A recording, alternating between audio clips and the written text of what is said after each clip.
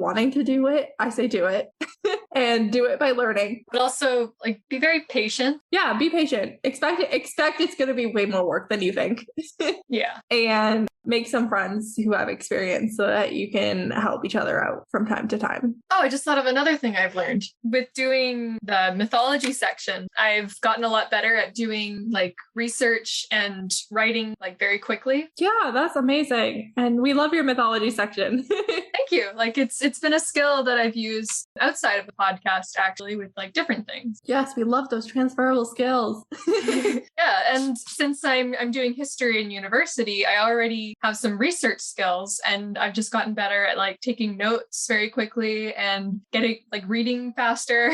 My grandma was here when we were recording season 3, episode 1 a couple weeks ago. And my grandma, like, obviously I could only hear my side of the podcasting, but she asked me, like, are you this confident? Like, when you're speaking about other things, like, you're very confident and you steer the conversation and you take charge. And that's a skill that I don't think I totally had before doing this podcast, or at least was much less developed. I feel like I've really developed some confidence as a host over the last 2 seasons. Oh, definitely. You have all these notes for like topics that we're going to discuss, and you have to keep all of us on topic. That's a great segue into the next thing that I want to talk about, which is our statistics for the season, because I do keep those stats every episode. And first, I have a correction from season 2, episode 21, All Hell Breaks Loose, part 1. I said that there were 6 on-screen deaths, but I forgot that when Sam got kidnapped, all the people in the diner got killed as well. And I realized that about midway through, like, recording for All Hell Breaks Loose, part 2. I think I left it in the episode.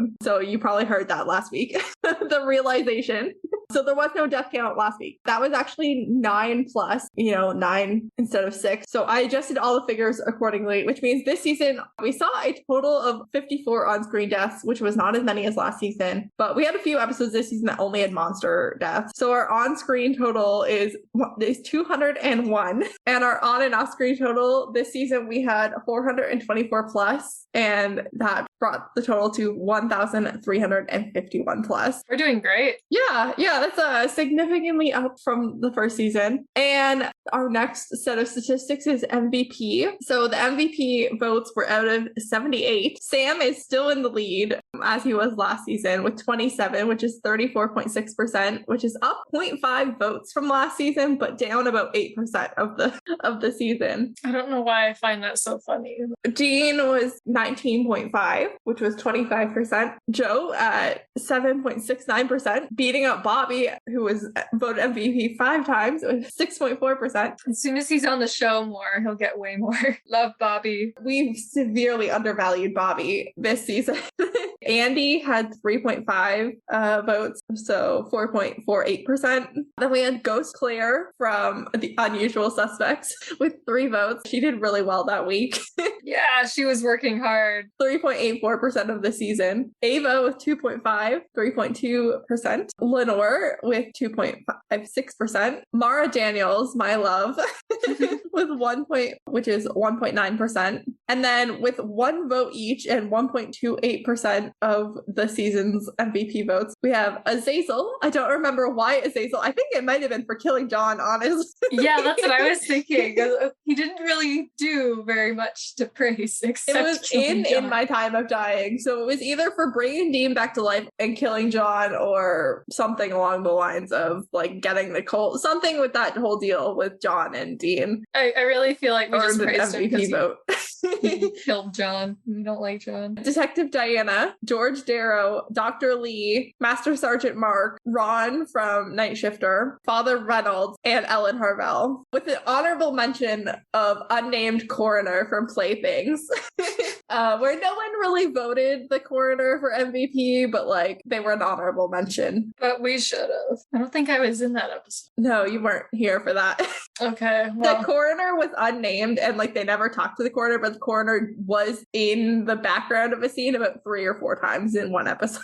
They made frequent trips to that house that week. So the total MVP for seasons 1 and 2 is out of 142.5. Sam is at 38.2%, Dean at 28.1%, Bobby at 4.2%, Joe at 4.2%, Andy at 2.5%, Ghost Claire at 2.1%, Sarah Blake at 2.1%, Ava at 1.75%, Mary Winchester and Lenore both at 1.4%, Charlie the teenager from Bloody Mary, Mara Daniels, and Michael from Something Wicked are all at 1.1%. And then all of our one-time people are with 1 vote each are at 0.7%. And that is Richie the toddler, the dog in the car, an unnamed Reaper, an unnamed black man, Cassie Robinson, Officer Kathleen, the lady who called Sam out for spying on an undressed girl / demon, Azazel, Detective Diana, George Darrell, Dr. Lee, Master Sergeant Mark, Ron, Father Reynolds, and Ellen. And then at 0.35%, we have Jerry Panowski and the excited librarian. We have really good taste. I was listening to that group and like, yeah, that's about right. They all sound like very fun people. Very interesting that Joe and Bobby are tied for the top 3 spot. I think obviously Bobby is going to surpass Joe next season. Yeah. Mostly by virtue of being present. Yeah. But I feel like we really undervalued Bobby's few contributions to season 2. I felt really sad when I was like adding them all up and I'm like, Bobby only got 5 votes for the whole season. How many episodes was he in? He was in at least a couple. He was in My Time of Dying, and he was there for the Trickster. And the 2 finale episodes, so 4 episodes. And yeah, that's not too many. 1 second, I'm gonna actually like open the actual document, not just my notes, because I want to say that most of Bobby's votes came from one episode in particular, and I want to say it was the Trickster episode where he might have gotten across the board votes. I mean, yeah, that seems right, because the boys were mostly just squabbling. Yeah, all 4 of Bobby's 5 votes did come from that episode, and everybody who was guesting that week voted for Bobby. So he was appreciated. And then he got half a vote for All Hell Breaks Loose Part 2 and half of a vote for Born Under a Bad Sign. So he's also in that episode because Sam / Meg was going to unalive him. Bechdel test. The news isn't good, folks.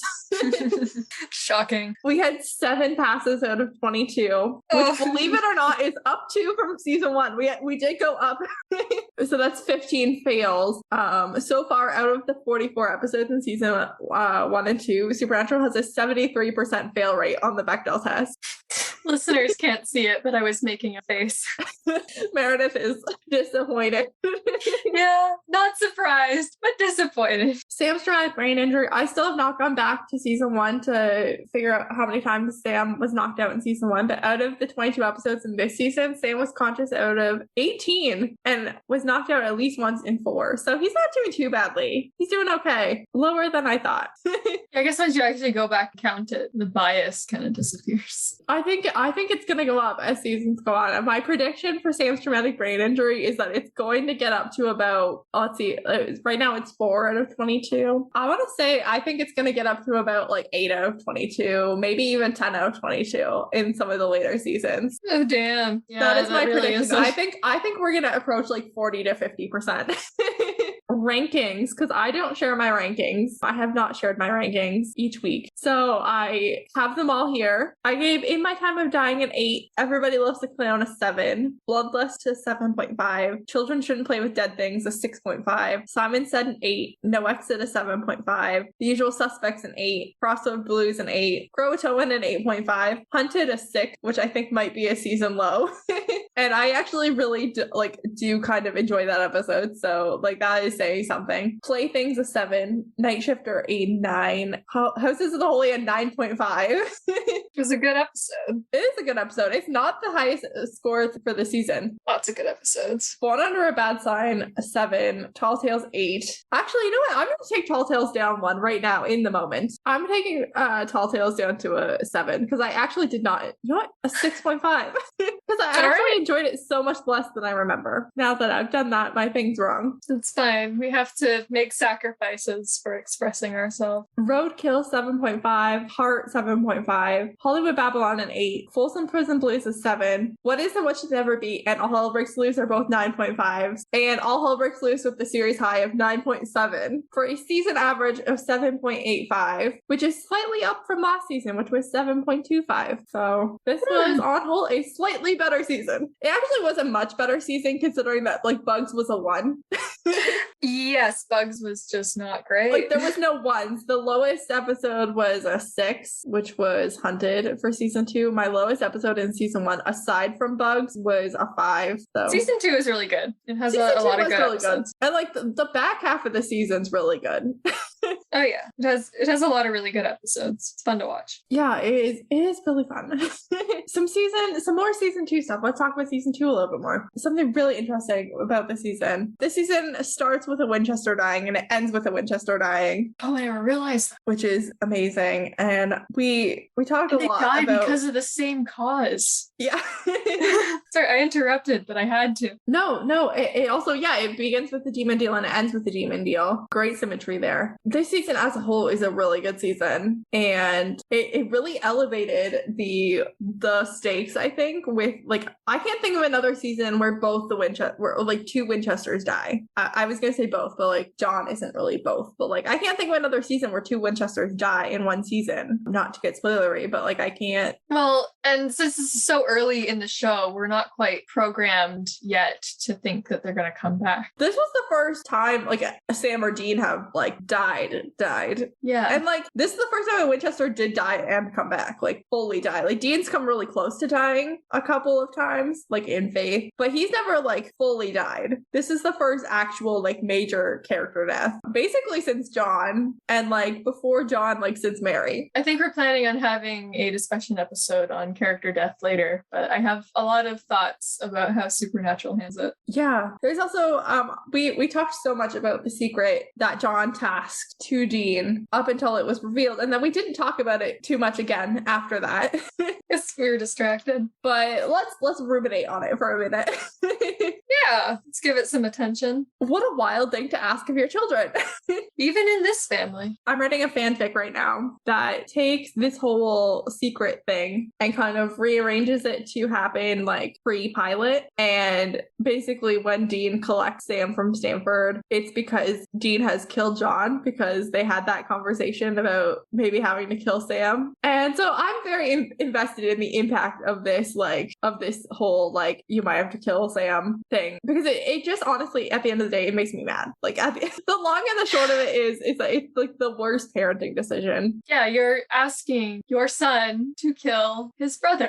Who's one of the only people that Dean cares about in the whole world. Like, Dean has very few attachments to anyone outside of his family. Also, the fact that, like, John just won't kill Sam himself. Like, we're very glad he didn't, because he's way more likely to go through with it than Dean is. But, also, Sam so far has not turned evil, gone dark side. He has, actively resisted helping the demons.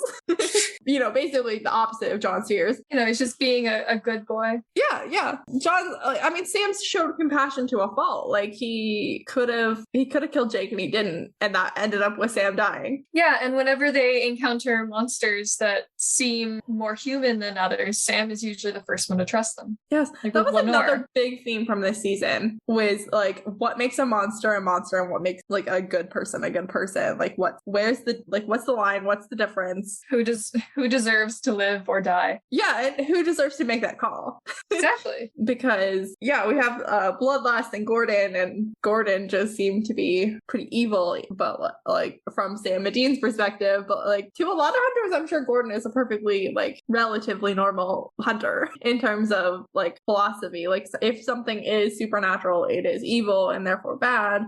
Sam and Dean have kind of been exploring that concept from season 1. We talked about a lot in season 1, especially with Sam, with his visions and stuff, which made very little appearance this season. Yeah, and I really feel like Sam and Dean wouldn't really have explored that to the same degree if Sam wasn't having vision. Yeah, that is very true. And there was this whole the secret and like you might have to kill Sam and Sam might turn evil kind of weighing over them. And they really did have to make some decisions about where they stood. Yeah, and kind of reevaluate their worldview because they've been taught to think a certain way about certain kinds of people. Yeah, and like Sam was already kind of having those thoughts because, you know, he has known for a while that he has these visions and they're supernatural and whatever. But like Dean actually had to like make a bit of a stand about that. Yeah. Someone, I cannot remember who. So if this was another supernatural podcaster or someone on TikTok or Twitter, I'm sorry, I cannot remember where I heard this. But season 1 felt very much about hunting, the introduction of Sam and Dean and hunting and monsters. Whereas season 2 felt a lot more about hunters, specifically like the motivation of Sam and Dean to do the job and Gordon and